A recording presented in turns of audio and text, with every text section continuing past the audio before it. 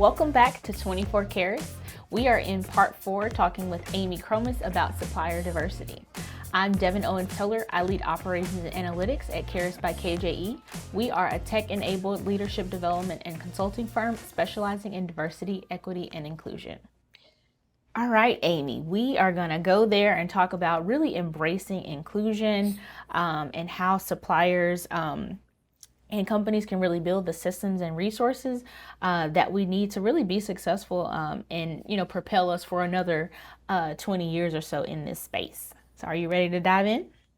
I am. Let's go. All right. So what systems or resources should be in place to make the procurement process friendlier to smaller and diverse owned businesses?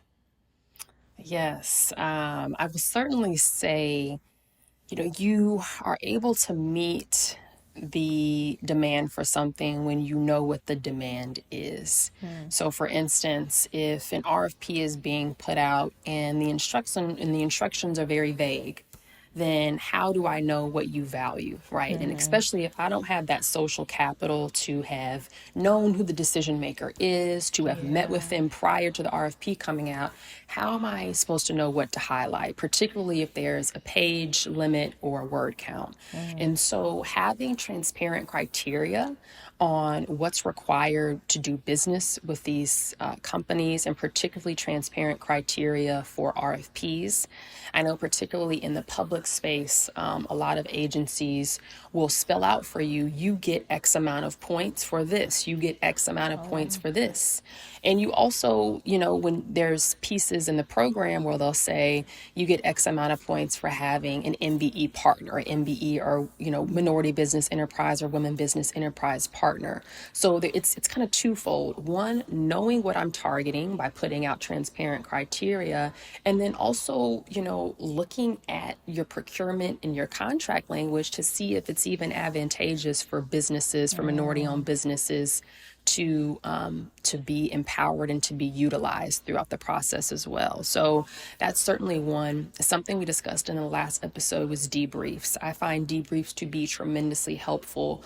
If debriefs were to be done every time an MBE lost a contract, I would love to see the stats on how that would increase repeat bids afterwards, right? Yeah. Because if you know where you faltered, if you know what the organization liked, then you're now equipped to better respond next time, right? You already have your go by that you can improve upon. Yes. And so debriefs need to be much more common in all industries, to be frank. It helps the MBE improve and grow and also understand and be self-aware. And it also helps the procurement department to get to know these firms rather than just seeing them on a piece of paper.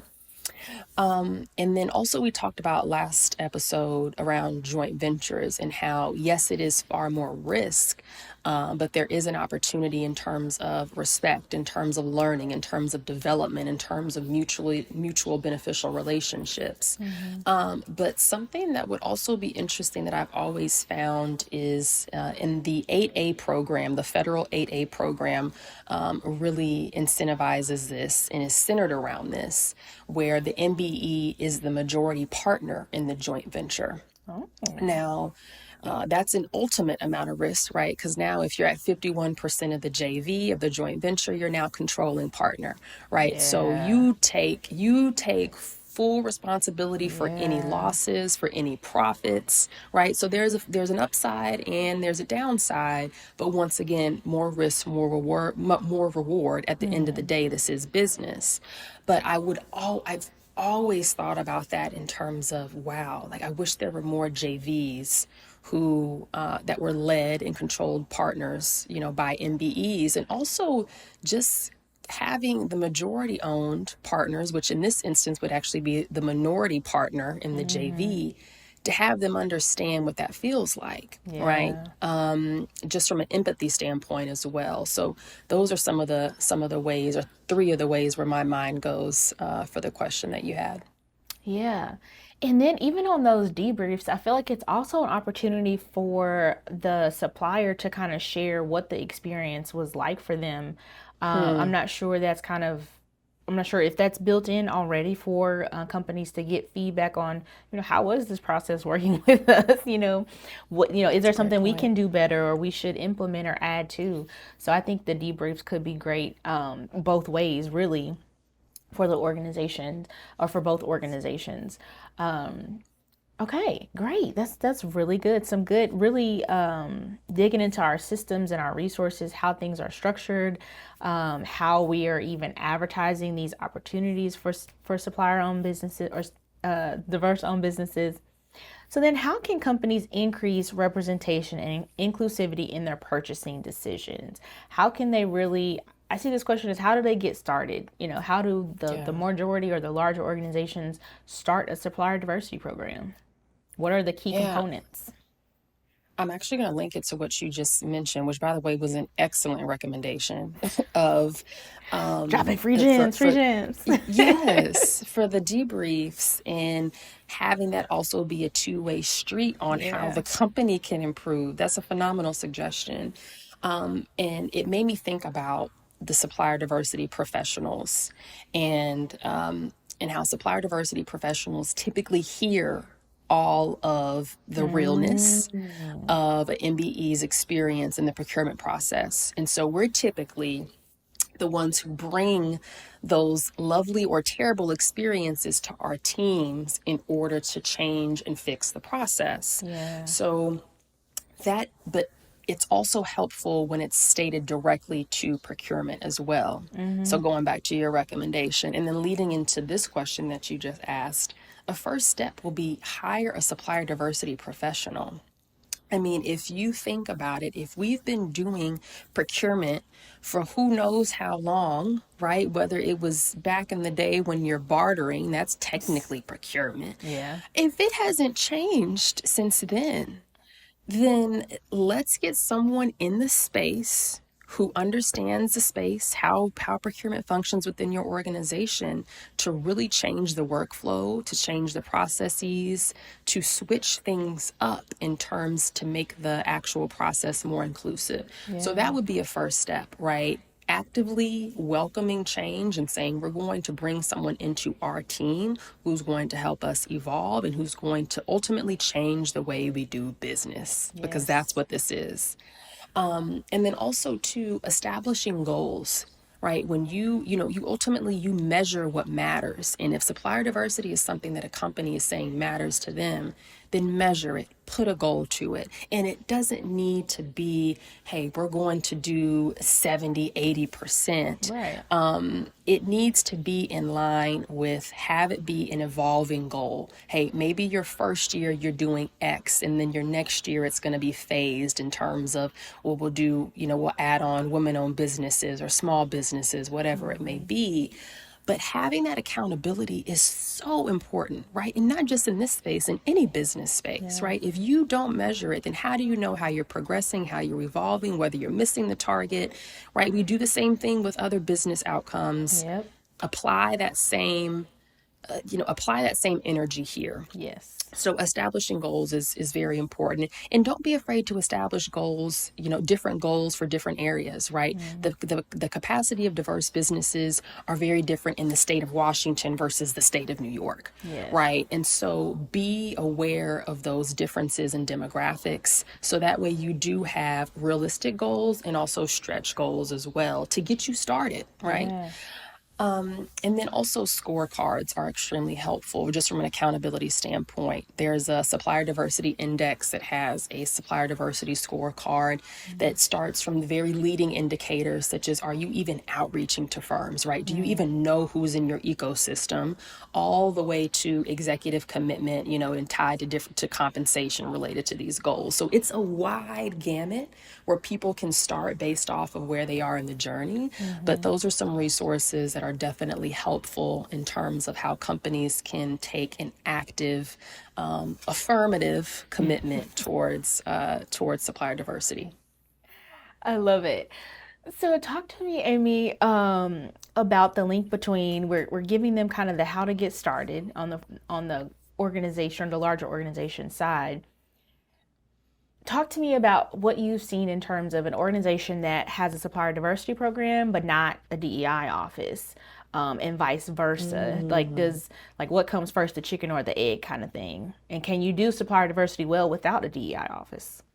Oh, these are excellent questions. Okay, so I will certainly say I've seen companies that have supplier diversity office without DEI. And that's because typically, kind of if you go back to our first episode, it's because it's mandated by the contracts that they have. So maybe they need to do reporting for the federal government, or maybe they're doing business with a state agency. So they've built it into their process. And it's actually interesting because in that instance, they're used to the process, they know the process, so in somewhat it's ingrained in their procurement department.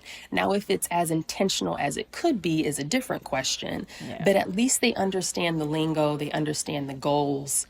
That can be a positive thing in terms of, hey, we see this as a differentiator, let's elevate it, or a negative thing in terms of, hey, we know the system, so we'll do the bare minimum, right? So there's that piece. And then I've certainly seen organizations where there's a DEI program without a supplier diversity program. You're seeing that a lot more after 2020 and the atrocities that happened in 2020, where these DEI positions are popping up all over the place, and they're very much so people HR focused rather than procurement focused. And I think that's rightfully so, because the people culture piece is a very different function than the procurement piece, right? And to have a unicorn who can understand and navigate both is just that. It kind of is a unicorn. And so that is certainly what I'm seeing in the space. But the ideal state is you have both. And you have them linked to the overarching DEI strategy, which is then linked to the overall business and company goals. Yes. So many thoughts there.